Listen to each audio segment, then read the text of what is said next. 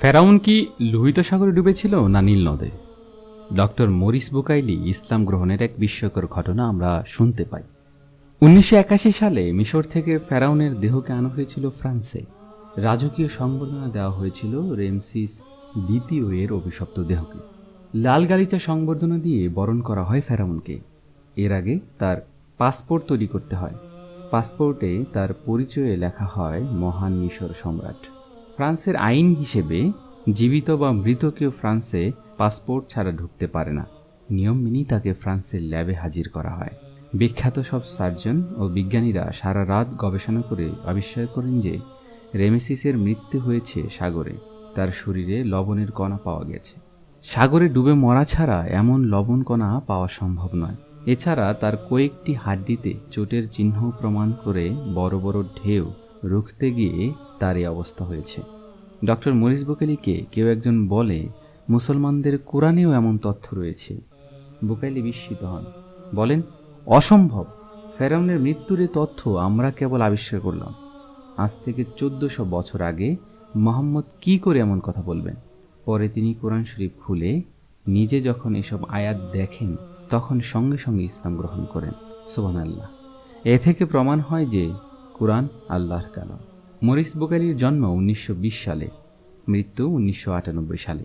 70-এর দশকে তিনি সৌদি আরবের বাদশাহ ফয়সাল ও মিশরের আনোয়ার সাদাতের পারিবারিক চিকিৎসক ছিলেন। এরপর হঠাৎ 80-র দশকে ইসলাম সম্পর্কে তার আগ্রহের খবর পাওয়া যায়। উপরের গল্পটির মতো নানান গল্প ছড়িয়ে পড়ে মুসলমানদের মাঝে। মরিস বুকাইলিকে নিয়ে অনেক তর্ক আছে আরবে। সেসব তর্কে না গিয়ে মূল আলোচনায় প্রবেশ করি। ফেরাউন আসলে কোথায় ডুবেছিল? লোহিত সাগরে না নীল নদে? উপরের গল্প যথার্থ হলে বলতে হয় সাগরে ডুবেছিল, নদে নয়। বুকাইলির গল্পকে একমাত্র উপাত্ত হিসেবে গ্রহণ করা যায় না, কারণ রেমসিস দ্বিতীয়ই কি মুসা আলাইহিসসালামের সময়ের ফেরাউন কিনা এ নিয়েও প্রত্নতাত্ত্বিক ও ঐতিহাসিকদের মতানৈক্য এখনো শেষ হয়নি।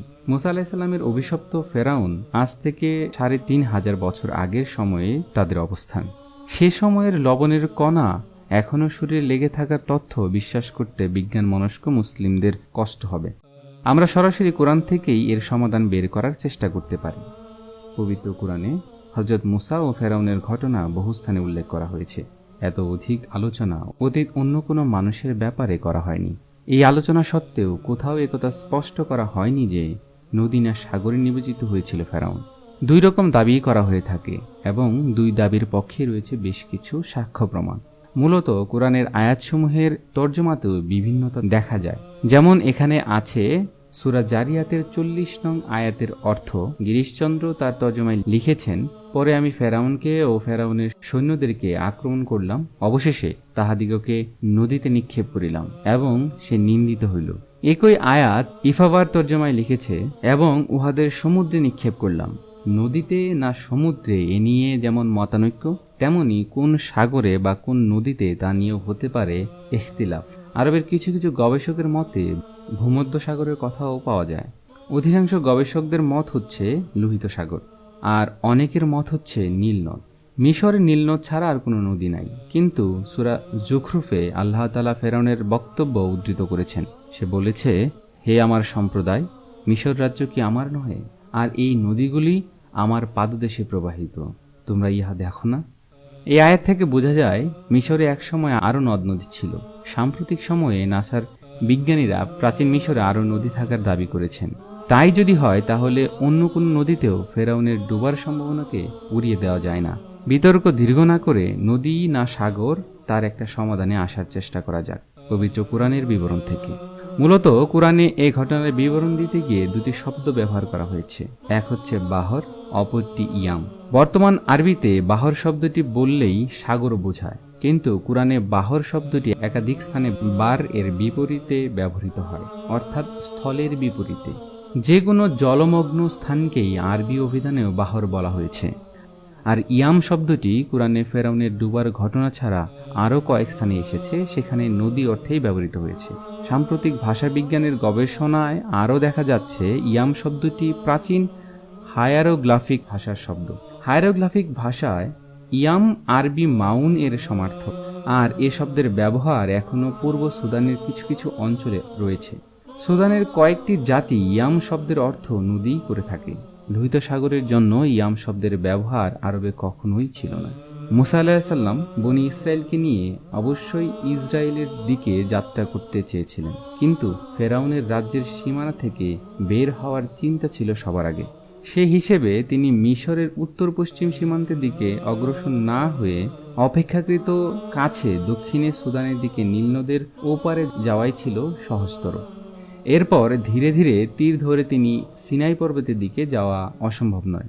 এখানে এসে সূরা বাকারার একটি আয়াত দেখুন, যখন তোমাদের জন্য নদীকে বিভক্ত করেছিলাম এবং তোমাদেরকে উদ্ধার করেছিলাম ও ফেরাউনি সম্প্রদায়কে ডুবিয়েছিলাম আর তোমরা তা প্রত্যক্ষ করেছিলে। এই আয়াতে আল্লাহ বলেছেন, ফেরাউনের ডুবে যাওয়ার বিষয়টি বনি ইসরায়েল দেখেছিল। এখন বুঝুন, লোহিত সাগরের প্রস্থ ৩০০ কিলোমিটার।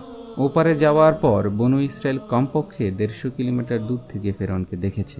নীল নদের বর্তমান প্রস্থ প্রায় ৩ কিলোমিটার। প্রাচীন মিশরে আর দীর্ঘ হওয়া অসম্ভব নয়। আমাদের পদ্মা নদীর মতো প্রমত্ত অবস্থায় যদি ফেরাউন নীল নদে ডুবে, তাহলে কোরআনের বিবরণের সঙ্গে মোটেও অসঙ্গতিপূর্ণ মনে হয় না। ৩-৪ কিলোমিটার পথ খালি চোখে দেখা সম্ভব, কিন্তু কয়েকশো কিলোমিটার পথ খালি চোখে দেখা যায় না। এছাড়া দক্ষিণ মিশরে বনু ইসরায়েলের বসবাসের কথাও প্রত্নতাত্ত্বিক গবেষক ও ঐতিহাসিকরা বলেছেন। সুদানে বনু ইসরায়েলের কিছু বংশ বিস্তার ছিল। মিশর থেকে যাত্রার শুরুতেই তারা মরুভূমি পথ বেছে নিয়েছে বলে মনে করা হয় না। তাওরাতের হিজরত 14 নং অধ্যায়ে লেখা আছে, কয়েক মাস পর তারা সিনাই পর্বতে গিয়ে পৌঁছে। আরও কয়েকটি বিষয় হচ্ছে, ফেরাউনের ভয়ে হিজরত করা বনু ইসরায়েল লোহিত সাগর অভিমুখে যাত্রা করলে দীর্ঘ সময়ের প্রয়োজন। কয়েকশো মাইল পাড়ি দিয়ে লোহিত সাগর, তারপর আবার লোহিত সাগরের দীর্ঘ পথ রাতারাতি পায়ে হেঁটে পাড়ি দেওয়া মোটেও স্বাভাবিক মনে হয় না। অলৌকিকভাবে তারা রাতারাতি এত দীর্ঘপথ পাড়ি দিয়েছে এমন কোনো ইঙ্গিত কোরআনে নেই। সর্বশেষ সূরা ইউনুসের বর্ণনা নিয়ে আলোচনা করব। এরশাদ রয়েছে, আজ আমি তোমার দেহটি রক্ষা করব, যাতে তুমি তোমার পরে যারা থাকছে তাদের জন্য নিদর্শন হও। অবশ্যই মানুষের মধ্যে অনেকেই আমার নিদর্শন সম্পর্কে গাফেল। ইমাম তাবারি তার তাফসির গ্রন্থে ইবনে আব্বাস থেকে এ ব্যাখ্যায় বর্ণনা করেন, বনু ইসরাইল জলরাশি পাড়ি দেওয়ার পর সন্দেহ করছিল যে ফেরাউন মরেছে কিনা। তারা তার লাশ দেখতে চাচ্ছিল। আল্লাহ তাআলা ফেরাউনের লাশ তীরে ছুঁড়ে ফেলেন। বনু ইসরাইল তা দেখে নিশ্চিত হয়।